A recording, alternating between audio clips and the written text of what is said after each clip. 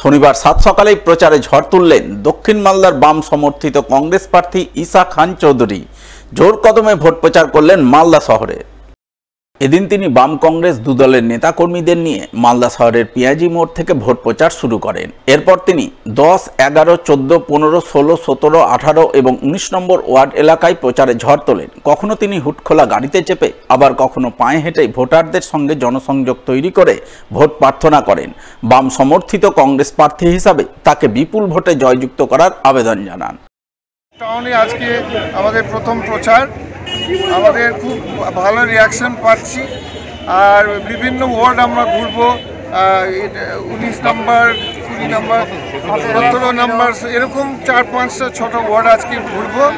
আর সাহারা খুব সুন্দর পাচ্ছি, খুব ভালো পাচ্ছি। আপনারা দেখতে পাচ্ছেন আমাদের বামফ্রন্ট বন্ধুরা আছে সঙ্গে, এটা আমাদের খুব ভালো লাগছে। খুব মালদার আমাদের বিভিন্ন উন্নয়ন দরকার আছে।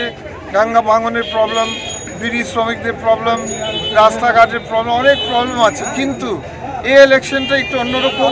এই ইলেকশন হচ্ছে কেন্দ্র সরকারের ইলেকশন। কে প্রধানমন্ত্রী হবে, আগামী দিনে আমাদের দেশে শান্তি চলবে কিনা, আমাদের দেশে গণতন্ত্র থাকবে কিনা, আমাদের দেশে মিল এবং সবাই ভাই ভাই মিলিয়ে থাকতে পারবো কিনা, এগুলো হচ্ছে বড় বিষয়।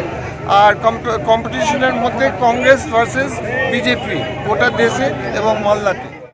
শনিবার গোলাপি রঙের গাড়িতে চেপে গোলাপি শাড়ি পরে ভোট প্রচারে বেরিয়ে নজর কাড়েন দক্ষিণ মালদার বিজেপি প্রার্থী শিরূপা মিত্র চৌধুরী। কিন্তু কেন এই গোলাপি রং চয়ন, এর উত্তরে ইংরেজবাজারের বিজেপি বিধায়ক তথা দক্ষিণ মালদার বিজেপি প্রার্থী কি বললেন, শুনুন তার মুখ থেকেই। গোলাপি হচ্ছে পাওয়ার অফ পিঙ্ক, এটা মেয়েদের রং।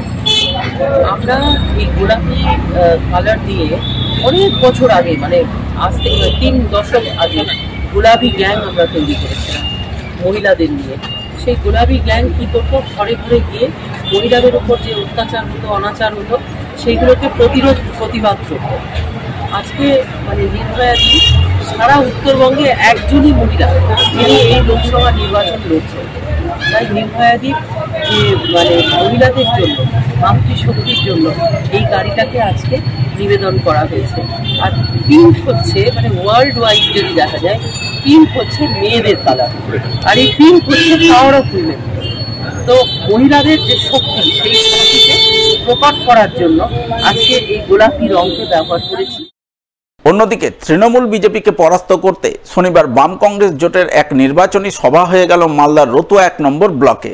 নির্বাচনী সভা অনুষ্ঠিত হয় রতুয়া থানার পার্শ্ববর্তী আমবাগানে। সভায় হাজির ছিলেন উত্তর মালদার বাম সমর্থিত কংগ্রেস প্রার্থী মোস্তাক আলম, জেলা বামফ্রন্টের আহ্বায়ক অম্বর মিত্র সহ আরও অনেকেই।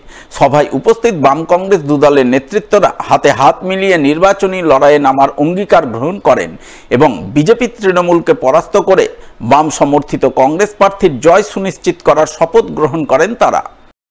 এই ঘাসফুল চিহ্নটাকে নির্বাচন কমিশন যেন স্বীকৃতি দেয়, তার জন্য বিজেপি দল সুপারিশ করে তৃণমূল দলের সৃষ্টি করেছে, ওর প্রতীক চিহ্নটাকে সুপারিশ করেছে নির্বাচন কমিশনের কাছে। তাহলে জন্মদাতারা কে? এখন তো জন্মদাতার বিরুদ্ধে যেতে পারছে না, তাই বোঝাপড়া করে নিচ্ছে যে 42টা আসন আছে, তুমি 20টাতে তোমার জেতার ব্যবস্থা করছি, আমাকে 22টা ছেড়ে দাও, 22টাতে আমি জেতার ব্যবস্থা করি। এই টলের বোঝাপড়া, মানুষকে বোকা বানানো। মানুষ একবার বোকা বানাতে পারে, দুবার বোকা বানাতে পারে, সব মানুষকে সব দিনের জন্য বোকা বানিয়ে রাখা যায় না। ভারতবর্ষের নিরিখে মানুষ আইডেন্টিফাই করেছে এই নির্বাচনের মূল শত্রু হচ্ছে বিজেপি, নরেন্দ্র মোদী, অমিত শাহর নেতৃত্বে।